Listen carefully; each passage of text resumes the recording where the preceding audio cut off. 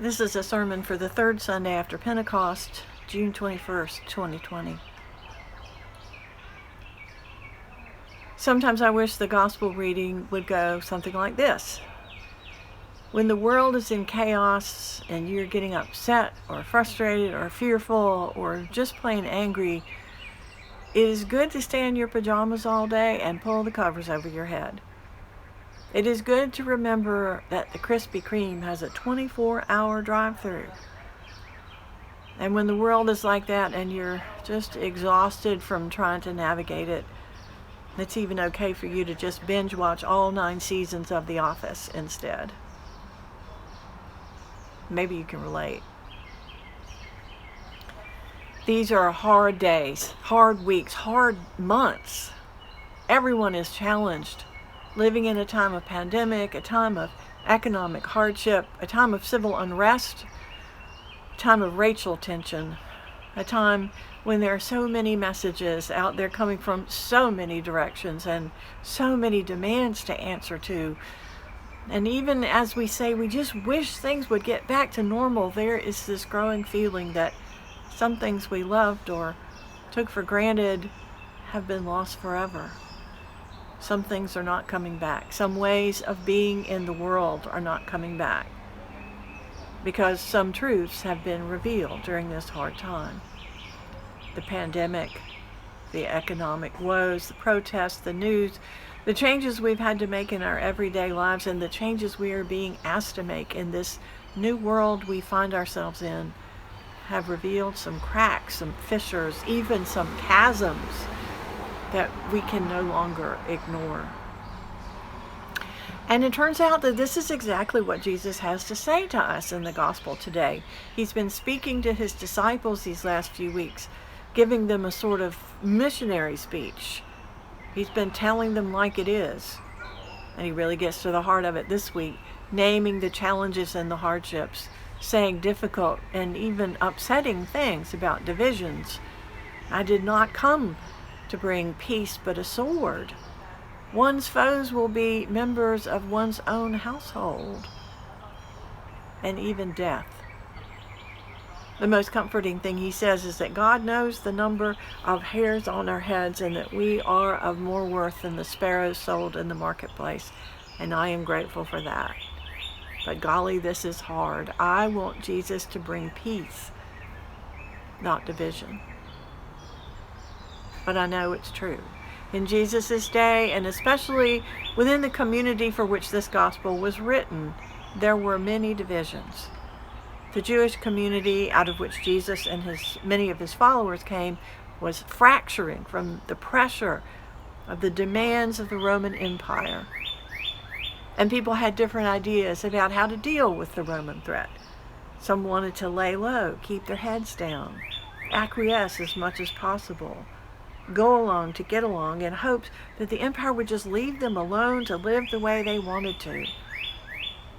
Others wanted to overthrow imperial rule, to shake off the system of taxation that supported the far-flung empire, to be ruled by God alone and not some emperor or king.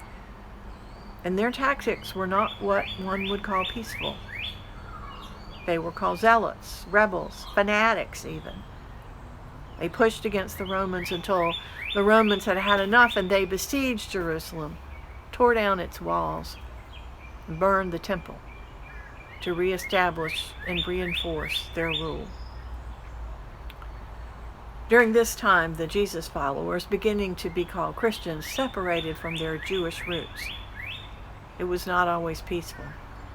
We see the pain of this separation, particularly in the Gospels of Matthew and John, who speak of people being kicked out of the synagogues for following Jesus.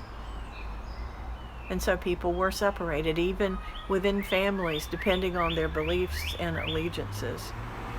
And the longer that separation went on, the larger the chasm between the different groups became. So here we are now, still separated, still divided. And Jesus is still trying to send us out into the world, acknowledging the realities that beset us, but still asking us to set aside our fears in the midst of all this trouble. We cannot escape the trouble. It's part of living in a world in which power is worshiped and glorified. It's not going to be easy to follow me, Jesus says. It will lead to the cross. And by taking up the cross, he doesn't mean dealing with mere inconvenience. Ultimately, Jesus asks us to stand up with those whom the empire is willing, maybe even anxious, to crush.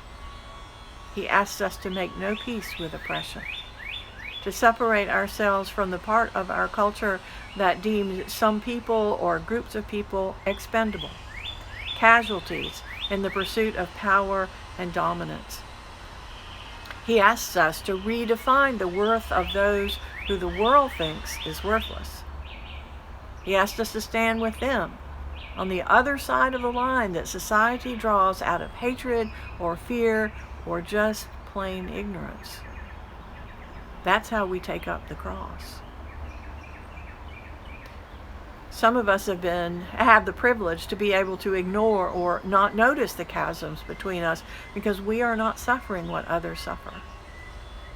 So maybe the first step is just looking, deeply looking and seeing what it is like to be someone else.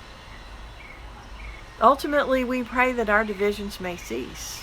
We pray that we all might be one. That doesn't mean praying that everyone might be like us.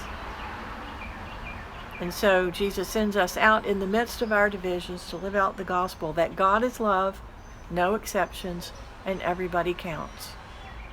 Not everyone is going to like that message. Jesus assures us of that. Maybe we don't even like it and wish we could just pull the covers back over our heads.